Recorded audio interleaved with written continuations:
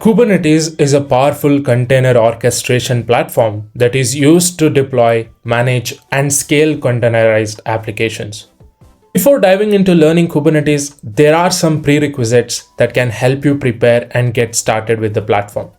In this video, I'm going to break down the prerequisites that are required for you to learn Kubernetes and become an expert.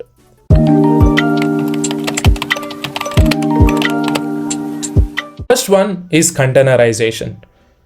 Kubernetes is built around the idea of containerization, which is the process of packaging an application and its dependencies into a single deployable unit. It's essential to understand containerization and how it works. Familiarity with Docker, which is the most popular containerization tool, can be very helpful in this regard. Second one is Linux command line basics. Kubernetes is usually deployed on Linux and you will be interacting with the cluster via command line interfaces. Therefore, it is important to have a basic understanding of Linux command line tools and utilities. Third one is networking basics. Kubernetes involves various networking concepts like load balancing and service discovery. So it's important and necessary to have a basic understanding of networking fundamentals like IP addresses, DNS, and ports. Fourth, which is very important, cloud infrastructure. Kubernetes is often deployed in cloud, so it's important to have knowledge of cloud infrastructure concepts like virtual machines, virtual networks, and load balancers. Fifth, YAML.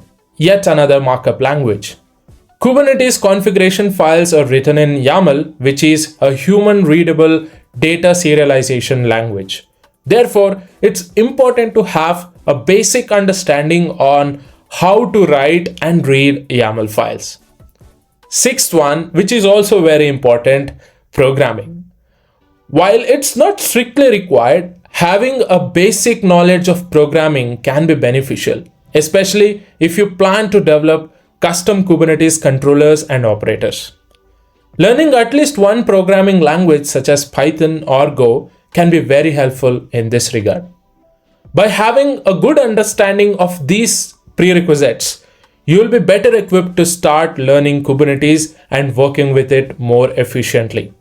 Well, that's it I had for this video. If you're liking the content that I'm creating, please consider subscribing and share it among your friends. Thank you, and I will see you in the next one.